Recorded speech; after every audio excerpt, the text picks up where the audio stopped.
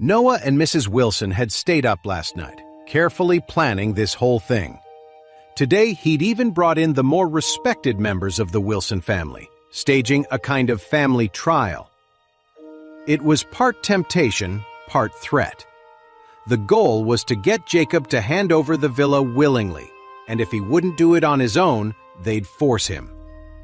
In Noah's mind, Jacob was always the biggest coward. Just a sharp word from their mother usually made him tremble. He was sure Jacob would hand over the villa without a fight. As for Clare, he couldn't care less. What right does a married woman have to say anything, especially one married to a good-for-nothing like him? And as for that loser Charlie, forget about it. The house husband had zero standing in the Wilson family. He didn't even have the right to speak.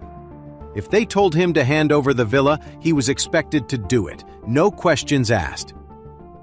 However, Noah never expected Jacob to get so bold that he'd dare talk back to their mother. And Clare, her granddaughter, completely ignored her. Even that good-for-nothing Charlie had the nerve to point in her face and call her shameless. That family of his is completely out of line. Noah gritted his teeth, turning back to his mother. Mom, you can't just let them walk out of here like this. If you let them get away with this today, soon enough they'll be walking all over the rest of the Wilson family. What authority will you have left in this family? Mrs. Wilson's face was a mask of pure fury. She had an obsessive need to control everyone's life.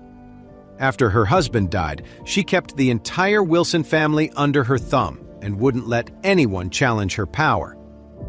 But she never imagined she'd face such defiance from Clare's family of 3, and it filled her with rage.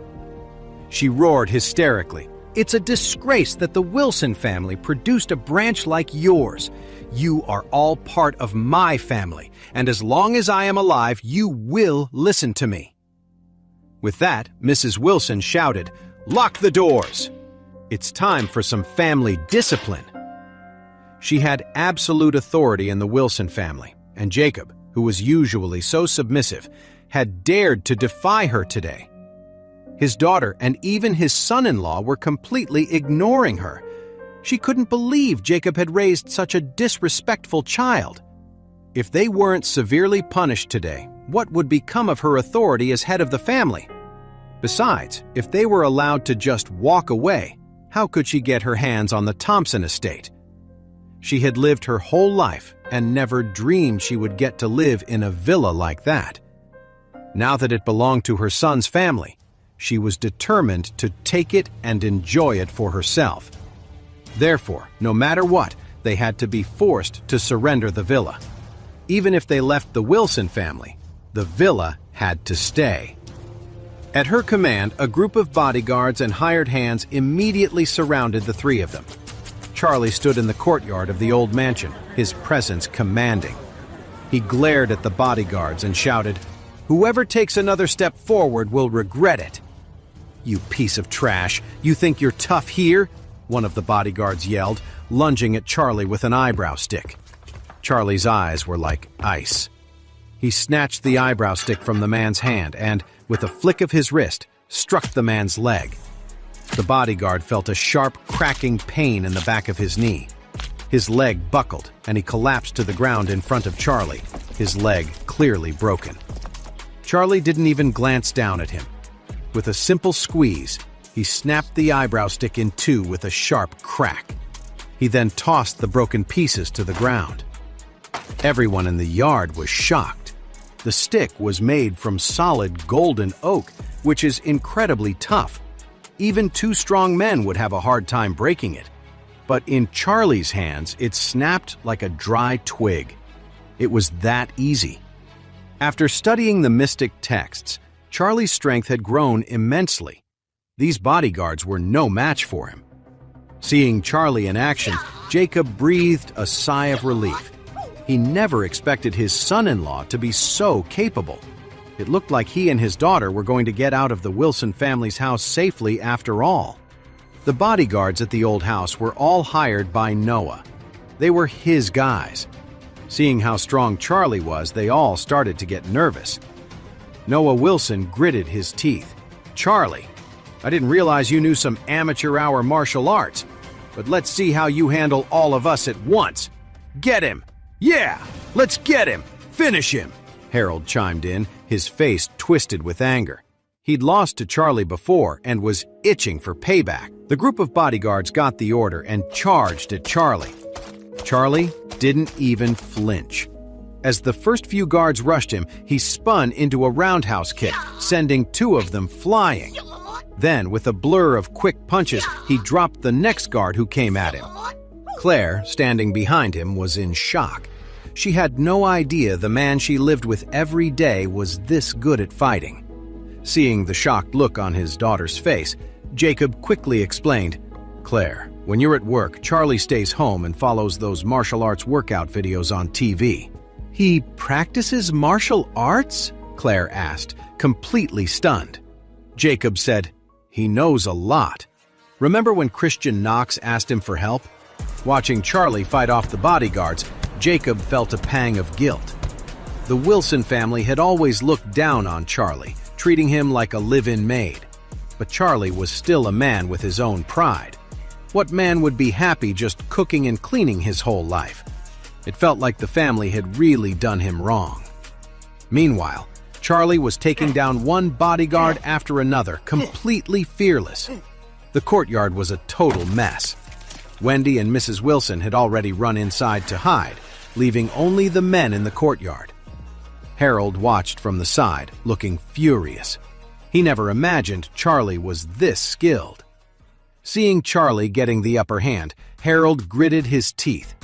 He bent down, picked up an axe, and crept up behind Charlie just as he kicked another bodyguard away.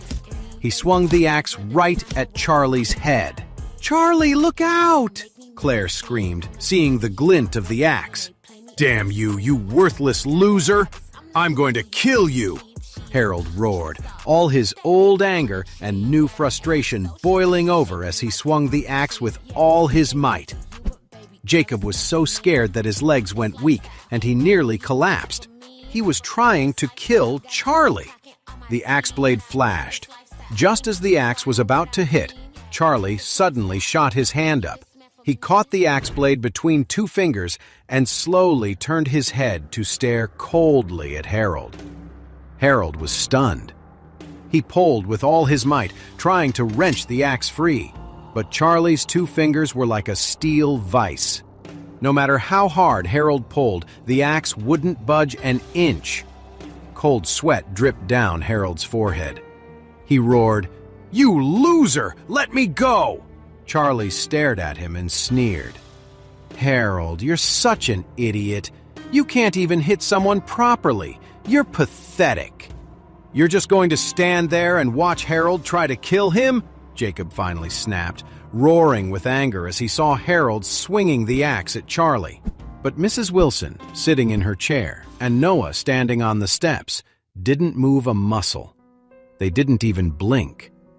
The other relatives from the Wilson family just stood there silently, as if it had nothing to do with them. All Mrs. Wilson cared about right then was the villa, and the others, of course, wanted it too. Sometimes the older people get, the greedier they become. The more they have, the more they want, hoping to live out their final years in luxury. Mrs. Wilson wanted a better place to live, a better place to die, and a better place to be buried. She believed it would guarantee her a life of endless wealth and glory in the next life. That's why old people often want to have an expensive coffin and a fancy grave prepared. For Mrs. Wilson, getting that $130 million villa was all that mattered. Even if Harold actually killed Charlie, it wouldn't matter as long as she got the house. Jacob and Claire looked at their so-called family and their hearts went completely cold. So this is what blood relatives meant. They were willing to plot and scheme, even kill, just to steal property. Noah finally spoke, his voice calm and unbothered. "Jacob, Harold is still just a kid. He's playing around. Why are you taking it so seriously? Besides, even if he did manage to cut Charlie, he's not really a Wilson, is he?" In Noah's mind, Charlie was just a house husband with no power or influence. Even if Harold did bash his brains in, the worst that would happen is they'd have to pay some money. That's how they'd get rid of the problem and get the money. The villa was worth $130 million, and with housing prices soaring, if they got their hands on it now, they could let Mrs. Wilson live in it first. By the time she passed away, the place would probably be worth at least $300 million. $300 million. All of it would be theirs. With that much money on the line, who could possibly resist? "You're no brother of mine," Jacob roared, grabbing a nearby mop and swinging it hard at Harold. Noah Wilson frowned, worried his son would get hurt, and immediately jumped in the way to stop him. "What is wrong with you? Have you lost your mind?" Noah yelled. Before he could finish, Jacob swung the mop again. Noah dodged, but the handle still smacked him on the shoulder, making him wince in pain. Seeing her father, who was normally so calm and easygoing, this furious, made Claire's stomach churn. She hated the Wilson family's cruelty and was terrified for Charlie's safety. At that moment, Charlie, still holding the axe blade, looked down at Harold with a smirk. "Harold, let me be honest," he whispered. "In my eyes, you're a complete joke." "Screw you, Charlie!" Rage flushed Harold's face. "You're a worthless loser! How dare you talk to me like that?" Before he could finish his sentence, Charlie grabbed his wrist and twisted it back sharply. There was a sickening snap, and Harold let out a blood-curdling scream. Charlie had bent his right hand back a full 180 degrees, breaking it clean. Harold howled in agony, collapsing to the ground in a sobbing heap. Hey amazing viewers, it's Charlie here. Thanks for sticking with us.